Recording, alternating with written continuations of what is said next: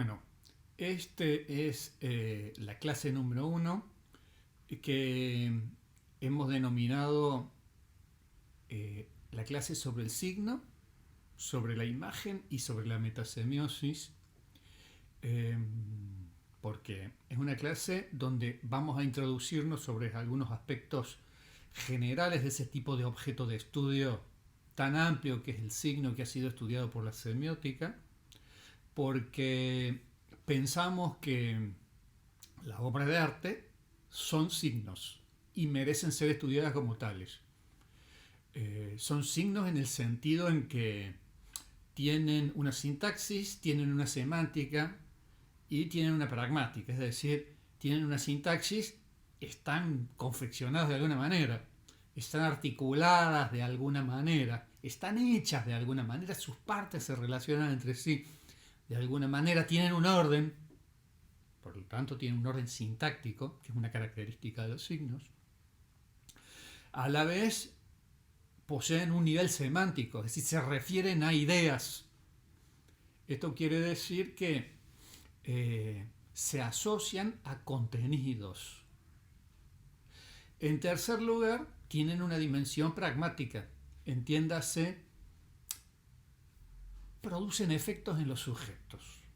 Entonces, todo aquello que está compuesto morfológicamente de una determinada manera, que está dado a los sentidos, que es sensiblemente de determinada manera, y que por ser así remite a determinados contenidos semánticos, produciría ciertos efectos de orden pragmático en las relaciones y sobre todo en las interacciones entre los sujetos. Entonces las obras de arte están hechas de alguna manera, las obras de arte se refieren a contenidos, a veces a contenidos importantes, a veces a contenidos profundos, a veces a contenidos complejos y otras veces a tonterías, y a la vez, siendo de determinada manera y teniendo determinado sentido, produciendo determinado sentido, produce efectos. Entonces, ese es nuestro supuesto, por eso vamos a hablar de los signos en general y a lo largo de varios encuentros de cómo funcionan las obras de arte como signos, diríamos en particular, con ciertas especificaciones históricas, especificaciones que la filosofía y la estética a lo largo de mucho tiempo creyeron que no eran históricas, sino que eran, diríamos, cosmológicas o ontológicas. Nosotros vamos a estudiar cómo son las obras de arte como signos con sus especificaciones históricas, así como han venido siendo. Y si ustedes se fijan en el título de la clase de hoy, es el signo, la imagen y la metasemiosis o la metasemiótica, y esto es simplemente porque vamos a aprovechar tomar contacto con los signos en general para decir dos o tres cositas, aclarar dos o tres preguntas sobre cómo funcionan un tipo particular de signo que sirvió a las bellas artes durante mucho tiempo, que ocupó a lo largo de buena parte de su historia las bellas artes, que son las imágenes. Porque las bellas artes, si existen de un modo autónomo desde hará unos 500 años, desde el siglo XV o desde finales del siglo XV, es decir, desde el año 1500, si bien las bellas artes son un arte moderno, es decir, de la modernidad, de este periodo de la civilización occidental, que es la modernidad,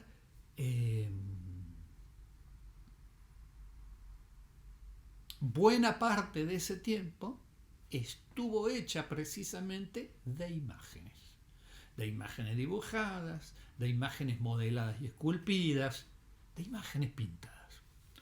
Y bueno, el otro término, decimos signo, en general, imágenes, vamos a decir algo sobre las imágenes.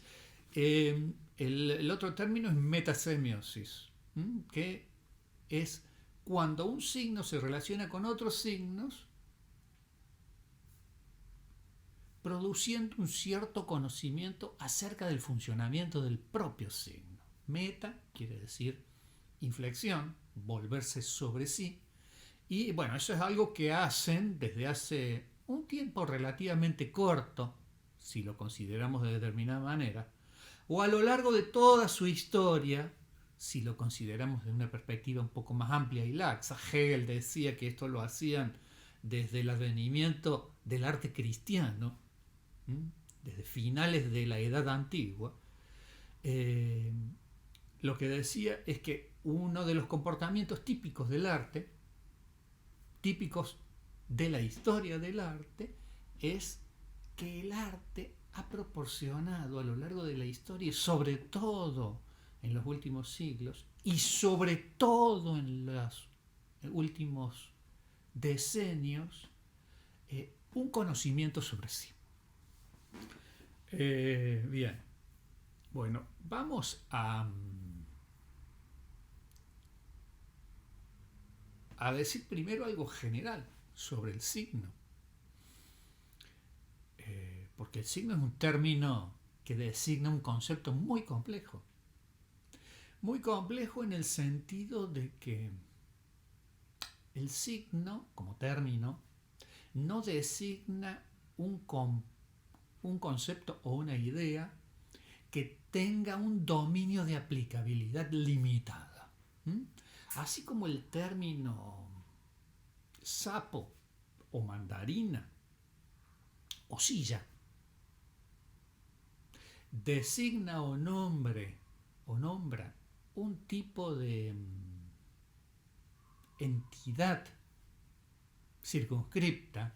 Si en el mundo, además de el mandarina, dije, sapo, además de mandarina, sapo y silla, hay otras cosas. O sea que esos tres conceptos se aplican a un número limitado de entidades. O por ejemplo, si pensamos en términos de una lengua cualquiera que no sean sustantivos, para no simplificarlo tanto, que sean sin categorimáticos, supongamos el término o, el término o, que significa en la lengua castellana disyunción, o blanco o negro, o de color o monocromo, o grande o pequeño.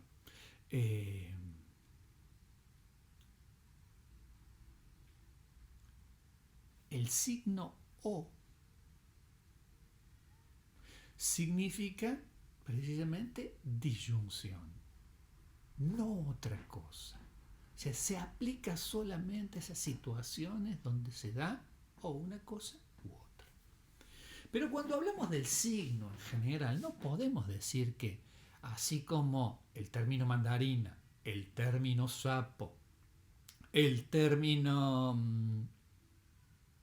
silla y el término o significan un conjunto delimitado de situaciones o entidades, si nosotros hablamos del concepto signo, el concepto signo se puede aplicar a todo. O sea, nada es susceptible de no ser signo en determinada circunstancia.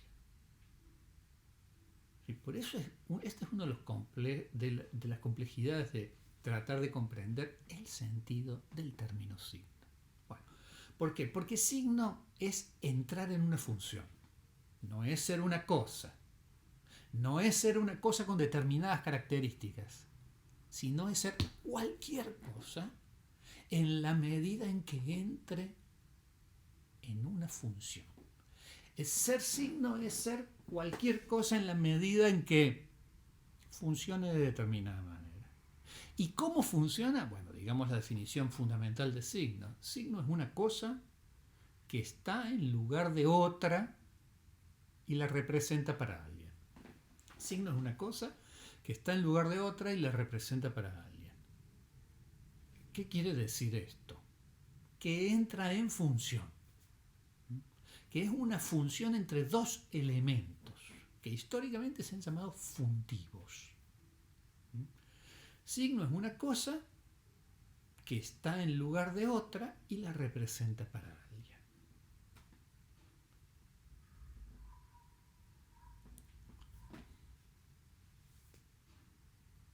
Por ejemplo, miremos la placa allí aparece la palabra árboles. Hagamos de cuenta de que esa palabra árboles que aparece allí en la placa, escrita, impresa o iluminada con una determinada tipografía, no es exactamente eso que vemos, sino que es la palabra oralmente proferida, árboles. ¿Mm? La palabra árboles, dicha oralmente.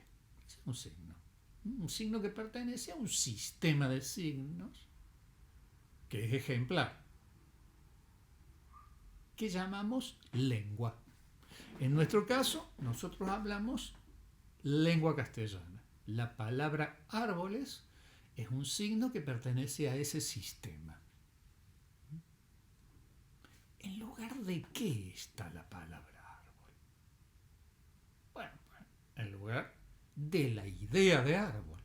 Es importante decirlo, porque un poco infantilmente, esto nos suelen enseñar en la escuela primaria, creemos que las palabras de una lengua significan cosas. Por ejemplo, la palabra árbol tiene un aspecto muy entitativo.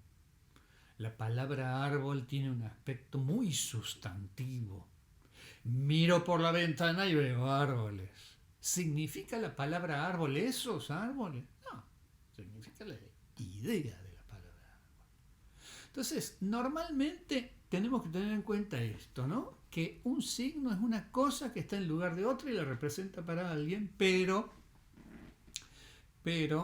esa primer cosa, normalmente, canónicamente, es una configuración, una manera de darse a los sentidos, un orden sensible.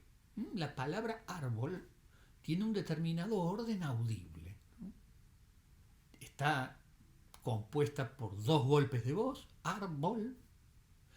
Está acentuada en el primer golpe de voz, árbol. Está configurada de una manera que se diferencia al resto de las palabras, y eso parece ser importante. Esa es una cosa, que una configuración sensible. Recuerden que desde hace tiempo nosotros utilizamos la palabra sensible para referirnos a cómo algo se da a un canal sensorial, a unos sentidos. Entonces decía que la primera cosa suele ser una configuración que está en lugar de otra. Canónicamente, habitualmente esa otra es una idea. Es una cosa que está en lugar de otra, pero ojo, no son cosas materiales. La primera es una configuración, la segunda es una idea. Es decir, lo que estoy diciendo, de la palabra árbol, dicha por mi tía, la primer cosa no es ese fenómeno acústico y elástico que se da en la atmósfera y tiene una realidad física cuando se profiere una palabra. No, porque la palabra árbol no es de mi tía en ese momento, sino que es de todos nosotros los hablantes de lengua castellana, y es una configuración abstracta que la podemos utilizar cuando querramos. Está allí como configuración sensible para ser utilizada cuando se nos ocurra. Y el significado es ni uno, ni dos, ni un conjunto inconmensurable de cosas como sería el conjunto de árboles actualmente vivos en el planeta, ¿no? Porque capaz que hay otros planetas donde hay otros árboles. Y además también son árboles los que ya murieron, y son árboles los que van a volver a nacer, y son árboles los de los cuentos que no existen. Entonces, ni una cosa ni otra es material. Esto hay que acostumbrarse. Lo enfatizo tanto ahora porque es difícil imaginarlo.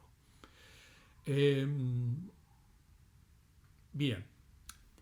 ¿Qué ciencia estudia este fenómeno de unas cosas que están en lugar de otras y las representan para alguien. Ojo que las obras de arte son eso, ¿no?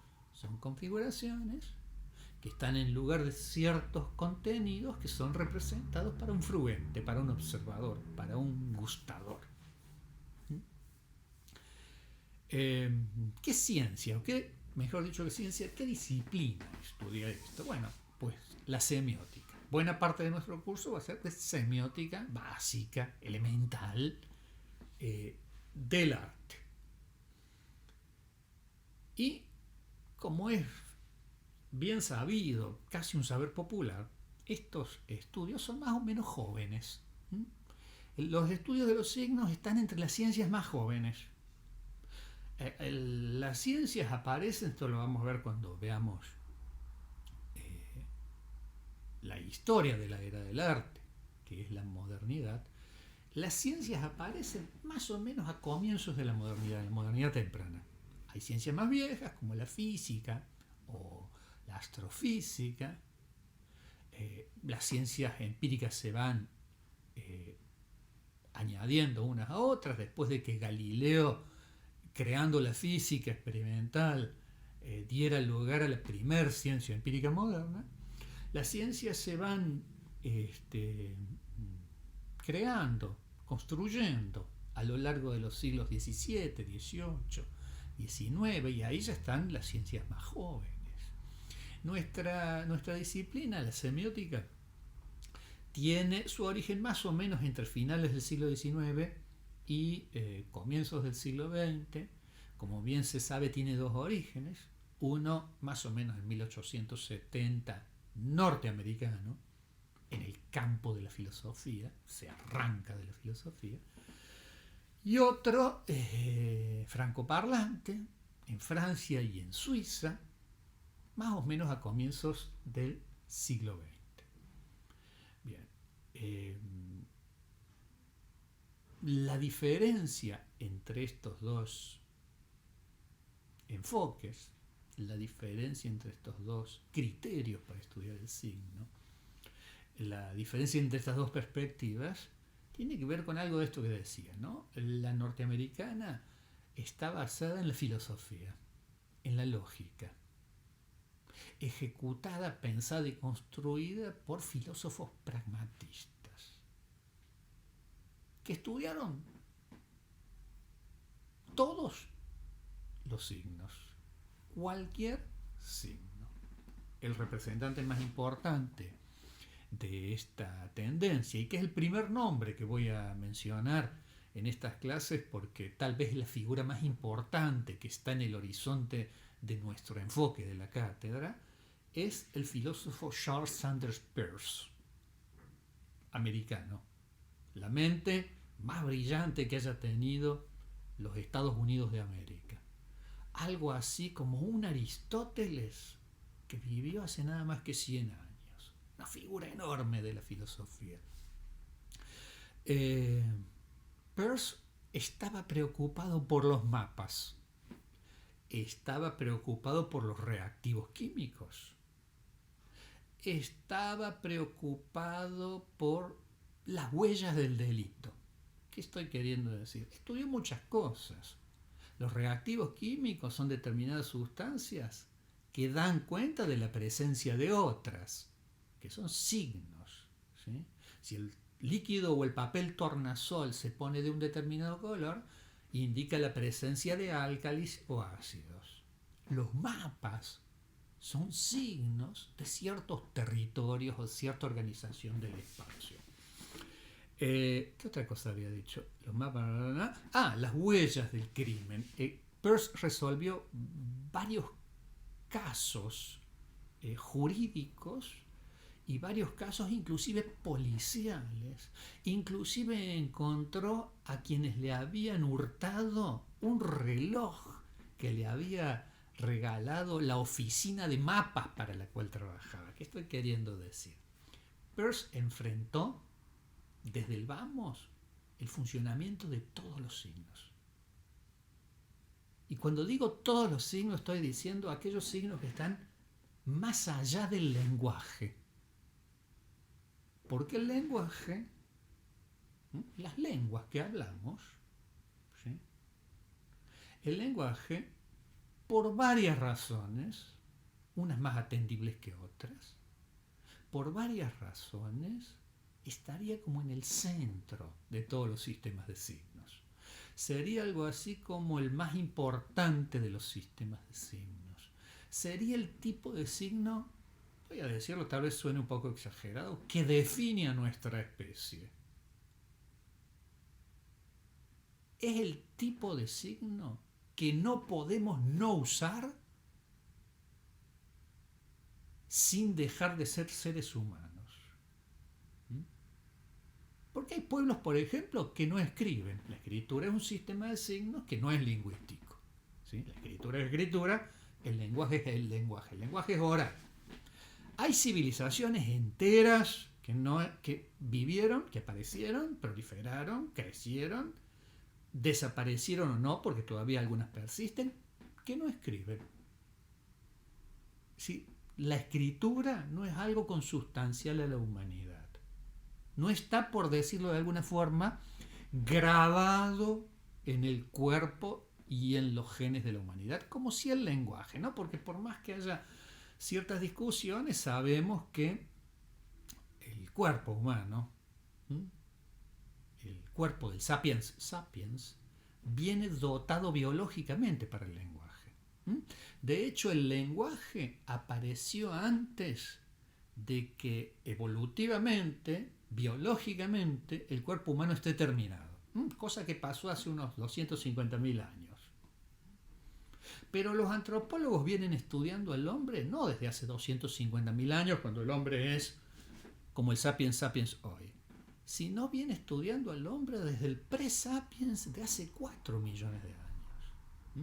En esos 4 millones de años, o en esos 3.750.000 años, entre hace 4 millones de años y hace 250.000 años, en ese los antropólogos llaman a esto solapamiento, aparece el lenguaje antes de que el cuerpo humano esté terminado.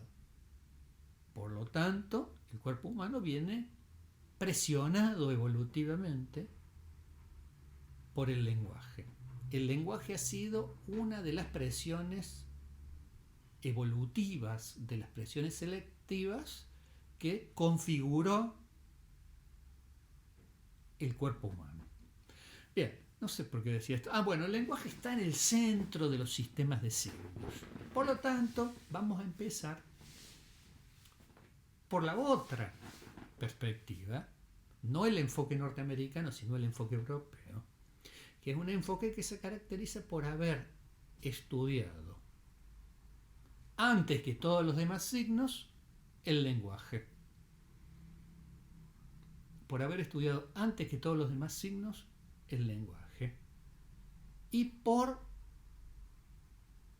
haber desarrollado en torno al lenguaje ciertos instrumentos teóricos, ciertas nociones técnicas, ciertas herramientas teóricas, que luego fueron exportadas, fueron transferidas, fueron aplicadas tal vez un poco forzadamente al resto de los signos que llamamos no lingüísticos o no verbales, que se comportan en parte como cualquier signo, es decir, como el lenguaje, comúnmente con el lenguaje, pero en partes de forma diversa.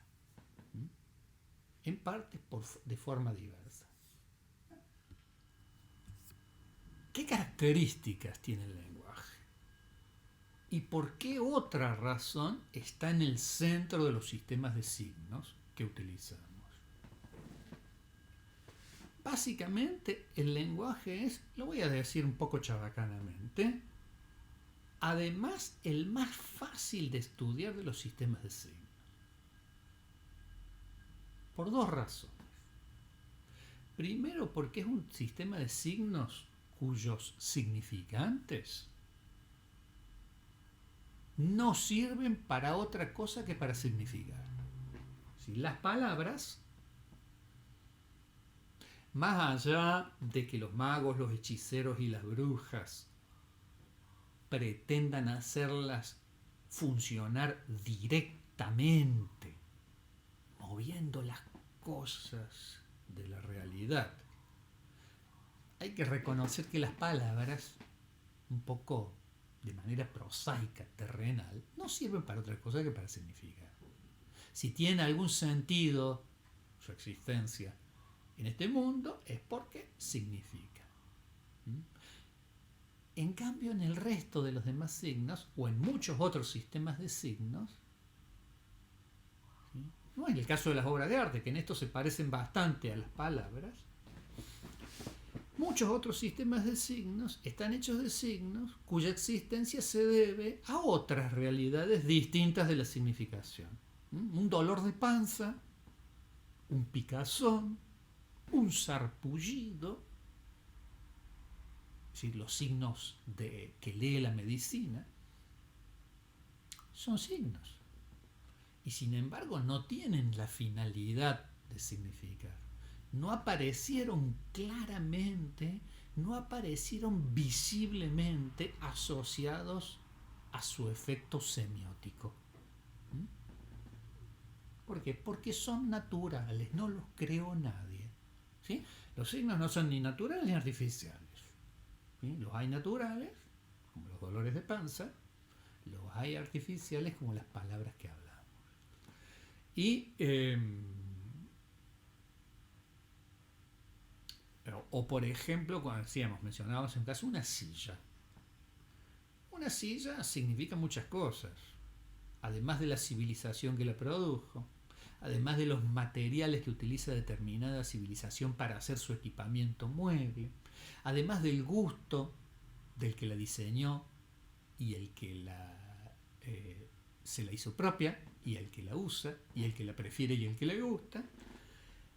La silla significa, por ejemplo, cómo ubicar mi cuerpo en ese artefacto, ¿no? ¿Dónde va la espalda? ¿Dónde van las asentaderas? ¿Hacia dónde tengo que mirar? ¿Qué puedo hacer con ella? Es un signo, o inclusive diríamos un ramo de signos, un conjunto de signos, una aglomeración de signos. Sin embargo, no está hecha para significar, sino para sentarse. O en todo caso, si uno atiende a ciertas variables de la sociedad capitalista tardía, está hecha para ganar dinero. Y sin embargo es un signo. ¿Qué pasa con el lenguaje? Es más visiblemente signo, porque no sirve para otra cosa que para significar. ¿Qué otra facilidad tiene el lenguaje para que haya sido, por lo menos en Europa, el primero de los sistemas de signos en ser estudiado? La otra facilidad es que es articulado. ¿Qué quiere decir articulado? Compuesto de artículos.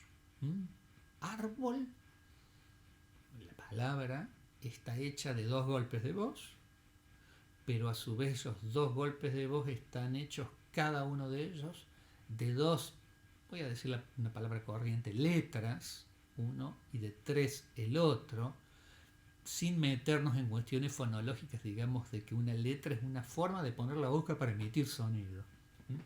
Entonces la palabra árbol está hecha de 5 formas de poner la boca para emitir sonido, 2 golpes de voz. Está hecha de partes. Esas mismas letras, A, L, O, o esas mismas sílabas, bol, ar, sirven para armar otras palabras.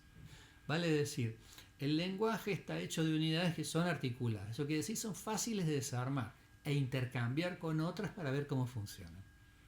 Son fáciles de sustituirse unas a otras para hacer estudios de cómo funcionan.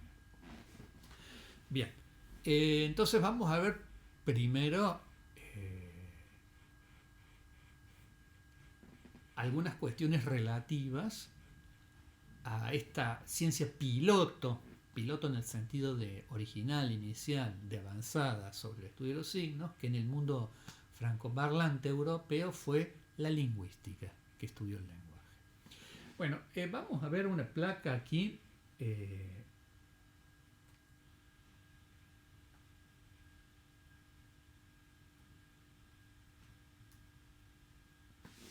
Simplemente para familiarizarnos desde el vamos con algunos signos que no sean estrictamente lingüísticos. Por ejemplo, miremos esta placa. Arriba tenemos la primer cosa, ahí impresa en azul sobre amarillo. Abajo tenemos la segunda cosa, calada en blanco sobre azul. ¿Qué estoy queriendo decir? Esa primer cosa, en este caso, son dos caracteres de escritura. El signo gráfico que solemos llamar A y el signo gráfico que solemos llamar R o R.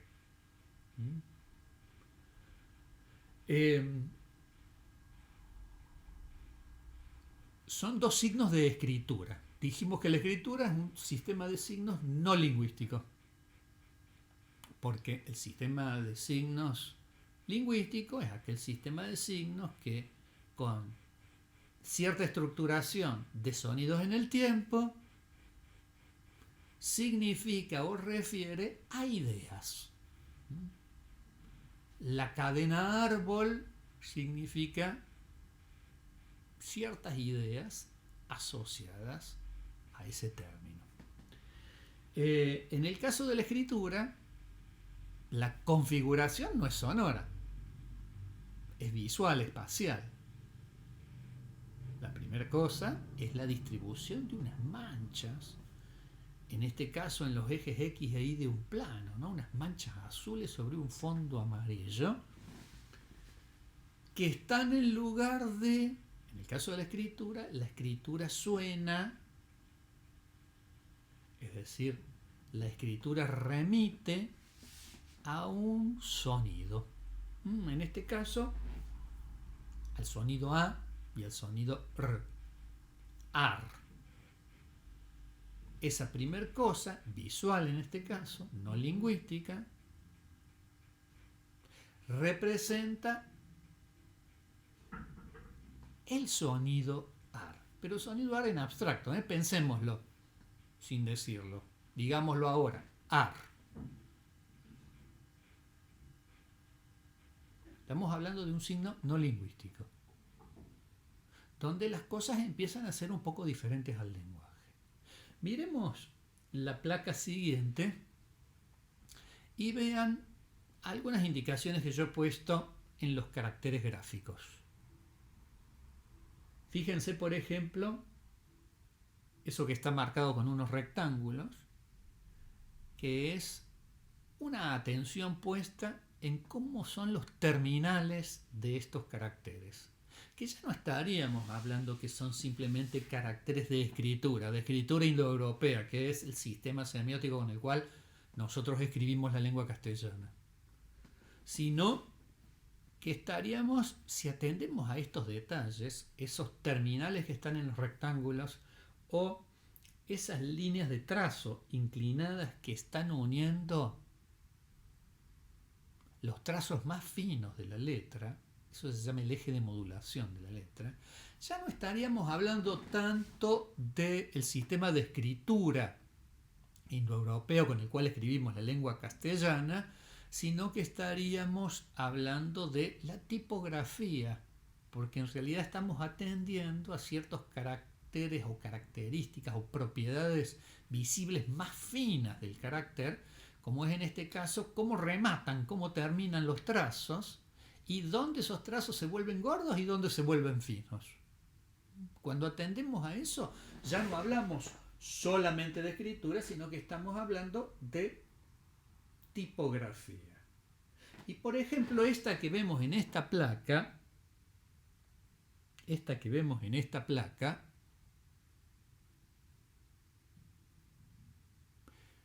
es una cosa que está en lugar de otra. La idea de la formación histórica de la cual proviene este tipo de letra, que es la época de Bramante, que es la época de Donatello, que es la época de Piero della Francesca. Entiéndase, el Renacimiento del 480, la segunda mitad del siglo XV. Entonces, simplemente para mostrar como ejemplo algunos signos no lingüísticos. Y vayamos ya al caso de una imagen. Miremos esta foto. Esta foto muestra de una determinada manera algo que todos ustedes seguramente conocen. El edificio que proyectó Walter Gropius hacia 1924 para hacer de él la nueva sede de la Bauhaus en la ciudad de Dessau. Acá tenemos una primer cosa. También es espacial, como la letra escrita o como la letra impresa. También es en este caso bidimensional, porque la foto tiene ancho y alto. ¿De qué está hecha? ¿Cuál es la sintaxis de una foto? ¿Cuál es la constitución de esta primer cosa que va a estar en lugar de otra? Y que ya le podemos ir poniendo algunos nombres, ¿no? Esos sonidos u organización de sonido en la lengua, esa distribución de las manchas de lápiz en la escritura, esa distribución de las manchas de tinta en la tipografía, o la distribución de las manchas, en este caso que es una fotografía en blanco y negro, la distribución de las manchas blancas, negras y grises en los ejes X e Y del rectángulo de la fotografía. Esa primer cosa adquiere diversos nombres, depende de las disciplinas o las perspectivas en las cuales se inscriba. Nosotros vamos a hablar primero de la superficie significante o el significante. Es el más simple de todos los nombres que se le puede dar, el más básico y por lo tanto también el que tiene más errores. También podríamos, siguiendo otro autor, que es el segundo que vamos a mencionar aquí, que es Louis Hjelmslev, un lingüista danés de mediados del siglo XX. A esta primer cosa Hjelmslev le va a llamar expresión. Y si nos atendemos al viejo Peirce del siglo XIX, a esta primer cosa le va a llamar representamen. Entonces, este significante, esta expresión o este representamen, hay diferencia entre los tres términos, ya lo vamos a revisar. Está en lugar de otra cosa. Digamos los nombres de esa cosa. Si la primera es el significante, la segunda es el significado. Si la primera es la expresión, la segunda es el contenido. Si la primera es el representamen, la segunda puede ser su interpretante. Ya vamos a volver sobre estos términos. Bueno, ¿qué significa? ¿O cuál es el contenido de esta fotografía? Bueno, eso depende de lo que leamos. Básicamente, podríamos decir, es el edificio que Walter Gropius diseñó para la Bauhaus. ¿O es un edificio? Fíjense que también podemos decir, el significado es la vanguardia del siglo XX. Las evoluciones del arte hacia la primer mitad del siglo XX. El significado es una de las escuelas de vanguardia que es el constructivismo. Fíjense que hemos avanzado como en nivel de generalidad. Lo que dijimos antes, el edificio de la Bauhaus, es un poquito más básico. Pero podemos ser más básicos todavía. Es un edificio. Es un conjunto de volúmenes. Es la verticalidad, la horizontalidad o la perpendicularidad entre planos. Es ciertas partes de la fotografía la representación de superficies opacas. Ciertas otras partes de la fotografía la representación de superficies transparentes, por ejemplo los vidrios, los cristales. ¿Mm? Más básico todavía, partes de la fotografía significan atrás, partes significan adelante. Lo que quiere decir que tenemos ahí toda una serie de significados que podríamos anudar a ese significante y que tendríamos que distinguirlos desde los más básicos, plano vertical, plano horizontal, atrás, adelante, ocluye, ocluido, empezando por los más complejos, pared, ventana, curtain wall, techo, edificio, edificio moderno, la Bauhaus, década del 20 y vanguardia. La manera en la cual la vanguardia fracasó, pero sentó las bases del final del arte que estamos actualmente transitando. Lo que quiero decir es que después vamos a ver, esta es una idea que la tomamos de Hjelmslev, cómo clasificamos, cómo vemos, cómo imaginamos esa nube de significados que pueden vincularse a un determinado significante. Pero inclusive miren otro aquí. Nosotros en esta fotografía de la Bauhaus podríamos también leer ciertos signos que no están directamente o claramente asociados al contenido de esta fotografía si la tomamos como un enunciado fotográfico, sino que están relacionadas con cómo se hizo, vale decir con la enunciación de la fotografía. Por ejemplo, en este caso, con la lente que se tomó. Se tomó con una lente bastante corta, por eso las líneas rectas, ¿sí?, o que en el espacio real son rectas, aquí se ven curvas. Bien, después vamos a volver cuando hablemos de imagen a esta fotografía y a otras. Avancemos con otro caso. Miremos una silla. Ya que hablamos hoy de silla, miremos una silla. Esta es una silla diseñada hacia 1950 por un diseñador moderno de buen diseño de posguerra británico, Robin Day, para la compañía aérea británica. En esa época la British Airways se llamaba BOAC, British Overseas Aircraft Corporation. Decimos una cosa arriba, ¿qué es esa cosa? ¿Qué es ese significante? ¿Qué es esa expresión? La configuración de la silla. Inclusive antes de que se construya. La silla significa lo que significa antes de que alguien la realice materialmente, como las palabras. Una cosa, el significante, o la expresión, o el representamen, es la configuración de esta silla. ¿Cómo está hecha?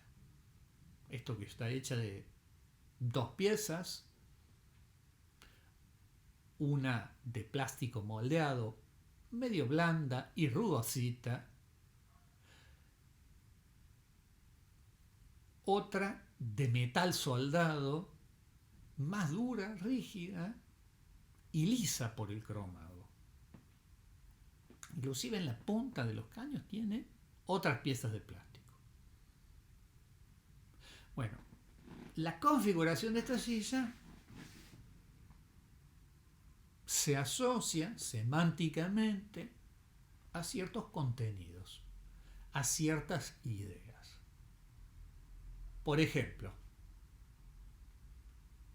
una propiedad de la configuración de la silla: estar hecha de dos materiales, plástico rugoso, metal liso, plástico deformable, metal rígido. ¿Qué significa? Que la parte de plástico va a recibir el cuerpo del usuario. Está hecha para entrar en contacto con el cuerpo del usuario. ¿Por qué? Porque se deforma un poco como el cuerpo del usuario. Porque es rugosa para que no se desplace. Y porque por ser de plástico no presenta al tacto el frío característico de los metales. ¿Y qué quiere decir? Que hay otra parte de metal que es rígida y que transporta, comunica las cargas estáticas al piso, y que está hecha para que el centro de gravedad del conjunto silla y sujeto sentado coincida con una vertical que pasa por el interior del polígono formado por las cuatro patas. Tal vez los regantones de plástico signifiquen de que si la arrastro por el piso hasta que se gasten no va a hacer ruido. Ese es el significado primario de la silla. Podría decir, y esto lo descubrió un semiólogo que es uno de los nombres que más vamos a mencionar aquí, ahora lo mencionamos en tercer lugar, que es Roland Barthes, parisino. Barthes descubrió de que los objetos que tienen un valor de uso, por ejemplo una silla, por ejemplo un martillo, por ejemplo una pala, por ejemplo un sacacorchos, tienen un significado primario, es decir, el primero, el más básico, el más elemental, que es aquella idea de lo que nuestro cuerpo puede hacer con un sacacorchos, con una silla, con una pala, con un martillo. Por dónde se agarra, qué puede pasar si se me cae en el pie, qué parte del martillo me conviene que me golpee el pie cuando se cae, por dónde lo tomo con la mano, qué esfuerzo voy a tener que hacer aproximadamente si lo quiero utilizar. Si todas esas relaciones, diríamos, físicas y fisiológicas entre los artefactos y el cuerpo se anticipan como idea en el significado de los artefactos con valor de uso. Pero además esa silla, la de Robin Day, la que diseñó para la British Overseas Aircraft Corporation, significa, por ejemplo, el espíritu británico de posguerra.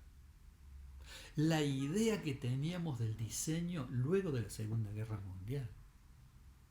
La era del jet.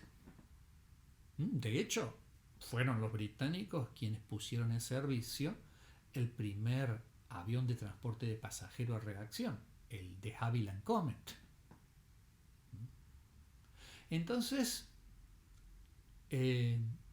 ya podemos ir descubriendo dos órdenes de significación. Una muy primaria. En el caso de la silla, ¿cómo me siento?